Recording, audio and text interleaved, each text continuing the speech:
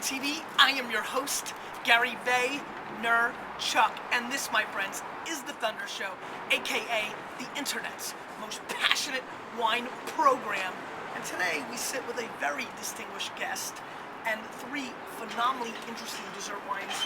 Jean-Guillaume, Prats, thanks for being with me. Hello, Gary. How are you? Good to see you. I'm in splendid form. Why don't you tell the Vayner Nation who you are and some of the wineries that you're involved around the world?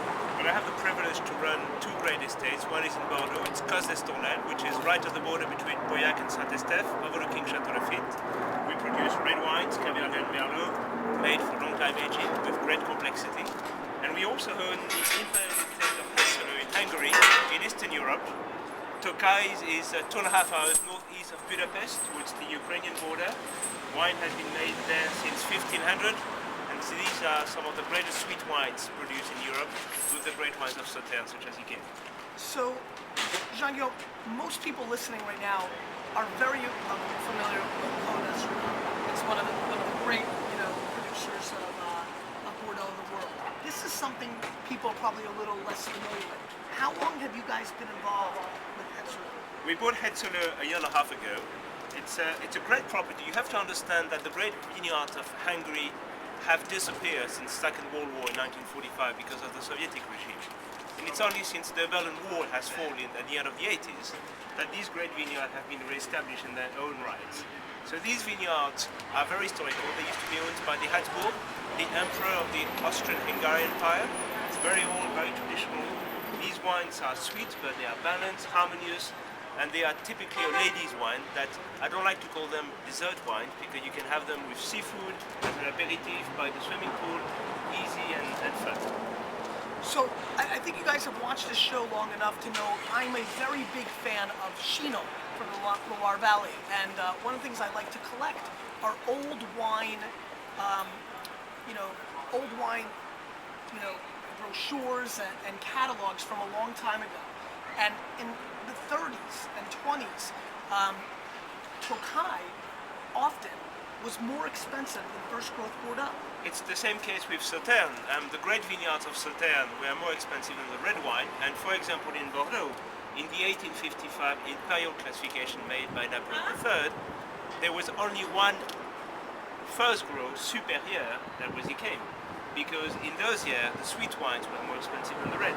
That was the case in Tokaji as well.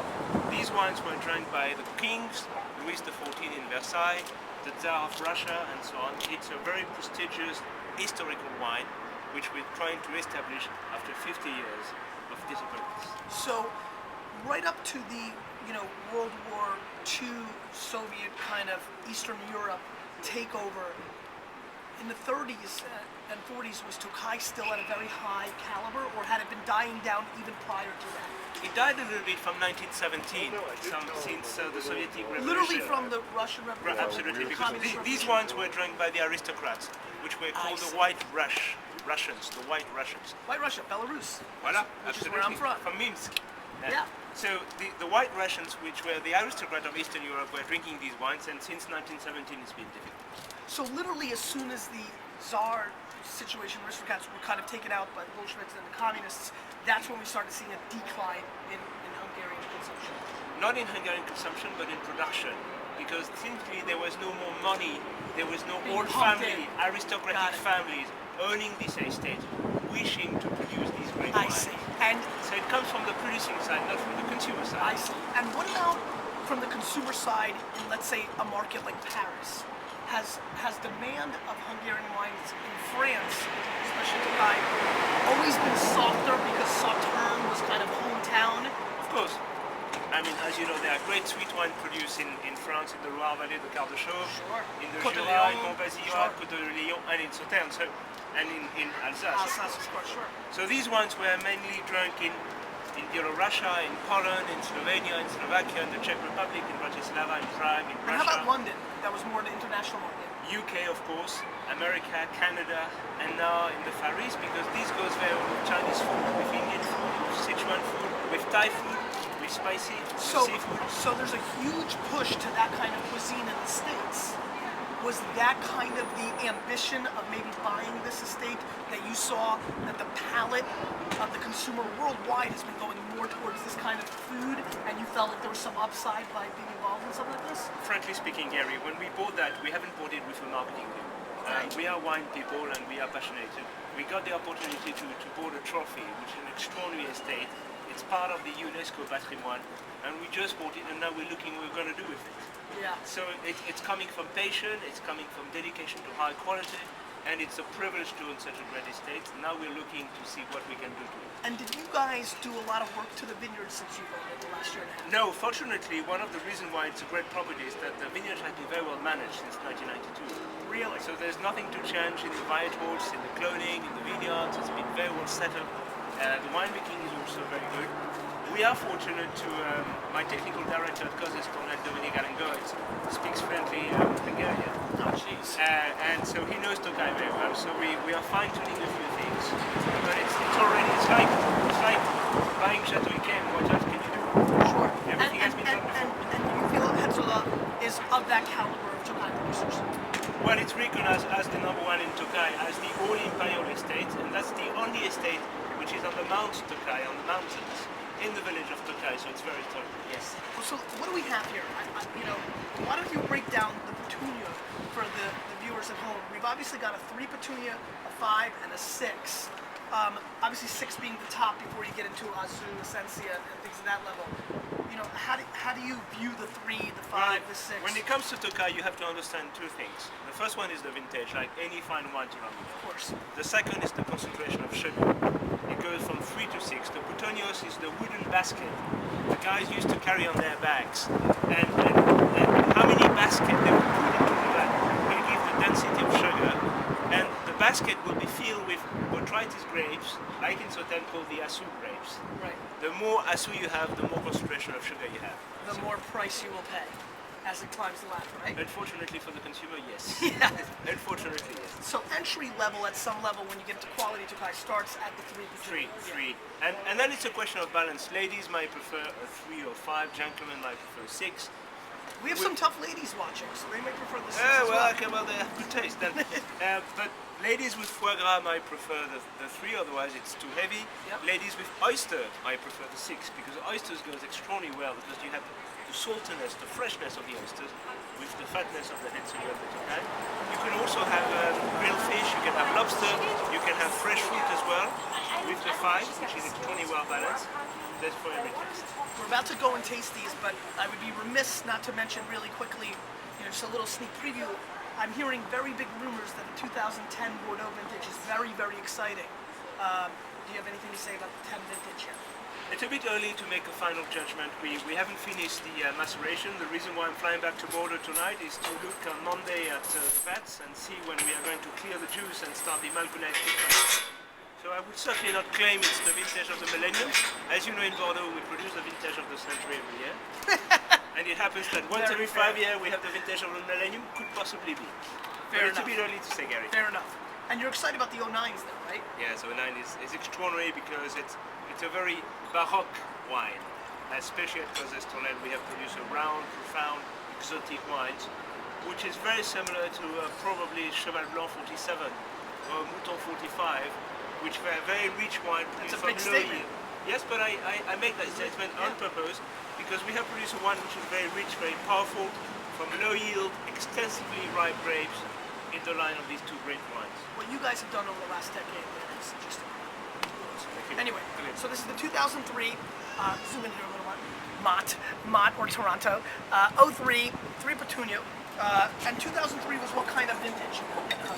It's unlike in East and Western Europe where we had the heat waves in 2003. It was Right. cold, so it's purity and minerality. It's not a warm vintage. Yeah, it's funny. It's not as goopy and honeysuckle. It's got great aroma. I like the little peach kind of thing going on. Dried fruit, apricot. Absolutely, minerality. There is minerality. You can feel the herb. Yeah, you definitely smell it. It's a great vineyard because it's in front of it. You have 500 kilometers. I don't know in miles it is, all the way to Transylvania, which is the border of Romania. So it's flat land, and you have this dry continental wheel coming all the way from Romania and Bulgaria, which are drying the grapes.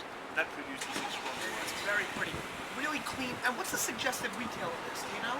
I don't know. I don't know. I think it's around $30 something. Okay. I mean, very clean. What I think a lot of people, when they taste dessert wines, it gets too goopy. This one is got good density. Might be a hair light for some palates that get into this category, but very clean. Great kind of apricot, burnt apricot flavor. Quite nice. A little bit of flavor as well. Yeah, and some white flour maybe. Yeah. Camomile. The advice I will give you when you drink that is don't hold your glass like this, hold it like this. Because you want it to warm up? Absolutely, and because you want to drink it. It's something you want to finish. How much dessert wine do you consume for yourself, in general, casually, outside of industry work? Gary, good question. These kind of wines are fantastic because you can leave it open in the fridge for 3 weeks. That's the beauty. Put it in the fridge at 3 or 4 Celsius, just put the cork back on top of it. Have a glass in the evening with the young lady which is joining you every night. I like that. And you will have a fun night. These wines are great because they can be left open in the fridge for a long time. So you're saying, you know, you feel comfortable with the Hetzola Tokaji to be open for as long as 3 weeks in the fridge? Yes. And not too much variation, just opening up and changing a little bit? Absolutely, yeah. It will change. It will get oxidized a little bit, so you will see an evolution in the style of the wine. But you don't take any risk in doing so. Fair enough. Very good point. All right, let's move on. You can put it on the ground. That's fine. 2000 vintage, the 5 Petunia, and you can tell by the coloring a darker kind of hue going on. Just power it.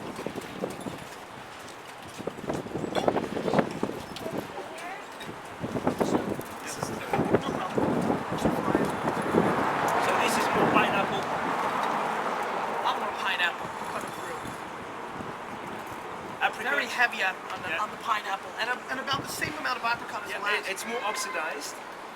Which is why it's darker and getting the brownish kind of flavor. I know a gentleman in Budapest that every morning opens a glass, puts a little thing like this, he puts it in, and he puts it here. So he has some coming to his nose all day. Is that right? Absolutely. That is one interesting character. It's a gentleman of good taste. Yeah, I agree. And also kind of herbaceous on the nose, which I like. Absolutely. It's a bit warm here, but it's a richer, it's a 5 Petunia, so you have more rich, more fatness. This has tremendously bigger viscosity than the last wine, where the last wine, I would say almost all white wine drinkers could drink and not feel the heavy sensation. This obviously has much more weight, and that's going to appeal to a far majority of the people drinking this wine, because this has much more flavor. It explodes on the palate, and it coats the palate to a point where I'm still tasting. I mean, we're talking now maybe a minute and 45 seconds. You still have it here. Quite a bit on the back of the palate. This is much more of my style. Gary, this is typical of one that you should have as an aperitif before going for dinner. Just relax, have it cold. It's fantastic and refreshing.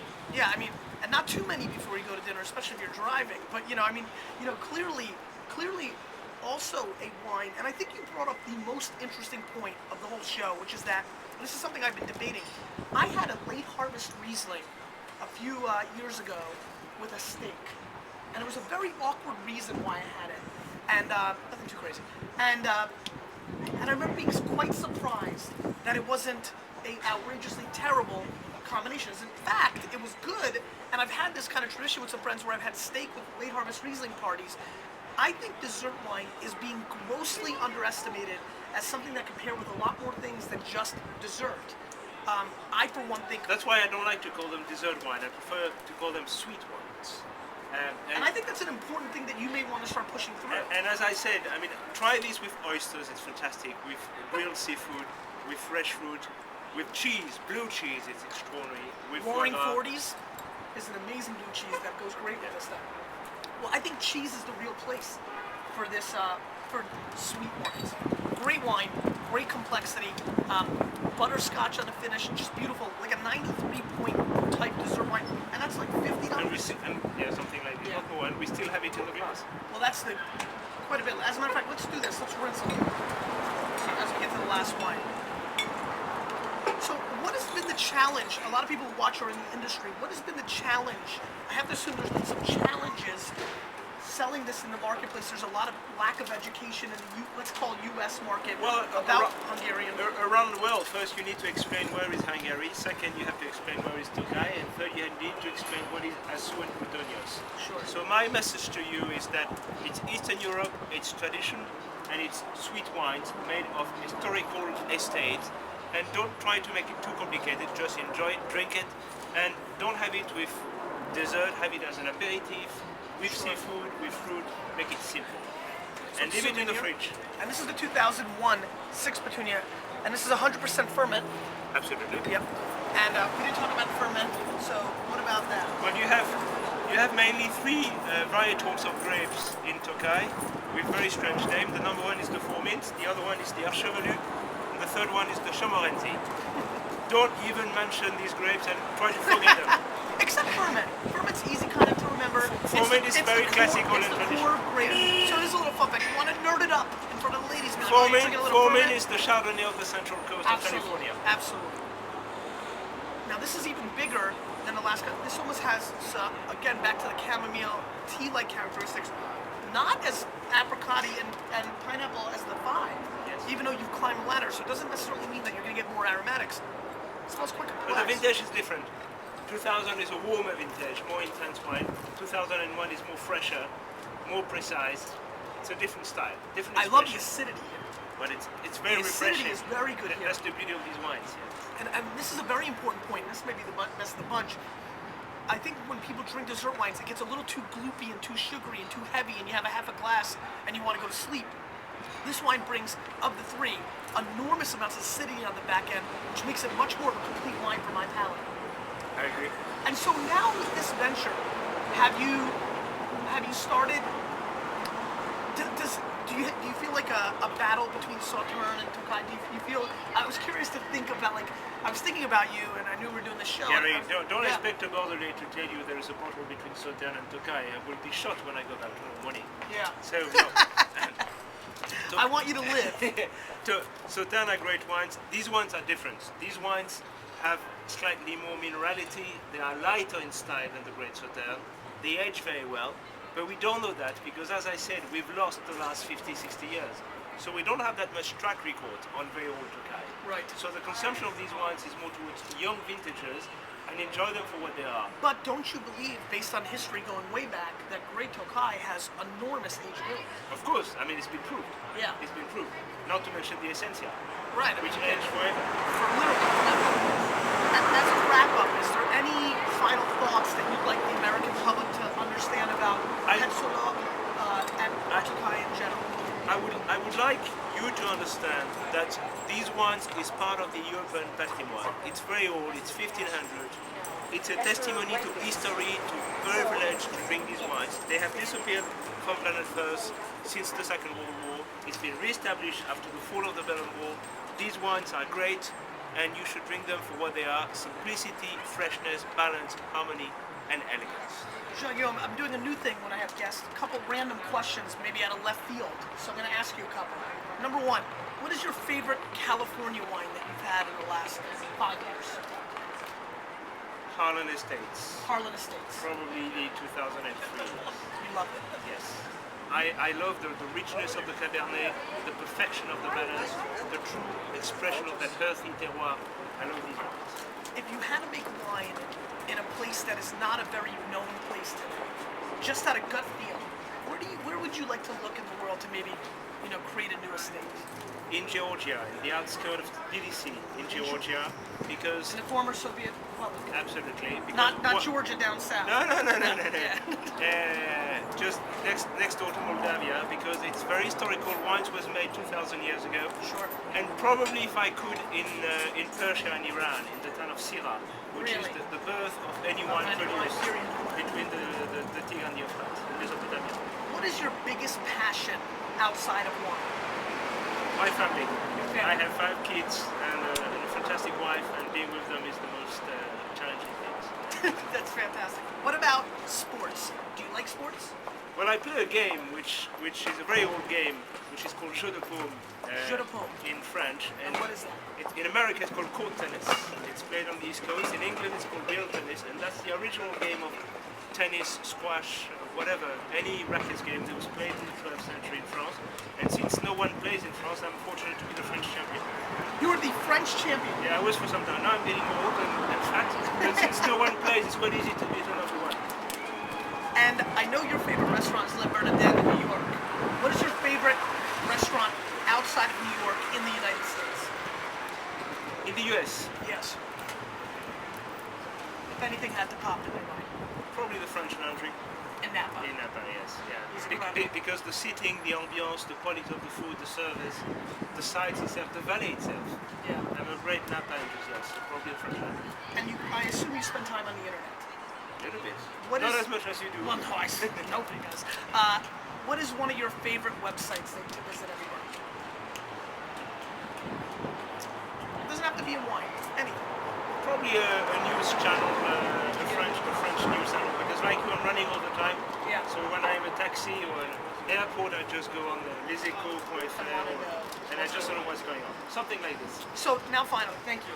You get to ask them all a question. What we do anytime we have a guest is the guest gets to ask a question and they all leave comments down below. So it could be any question, anything on your mind. What would you like to ask the Vayner Nation? I would like you to taste these great wines from Hungary, and I would like you to tell me if you think I'm right or wrong when I say you should have these wines with oysters, with seafood, with Asiatic food, and don't have it with dessert, don't have it with oily food. Try to go for simplicity, for healthy food, and seafood is an extraordinary complement to these wines. Please tell me what you think about that. Phenomenal. Jean-Guillaume, thanks for being on the Thank you, show. Gary. You, with a little bit of me, and guys like this, and wines like that, and the guy with the chain bicycle, we're changing the world.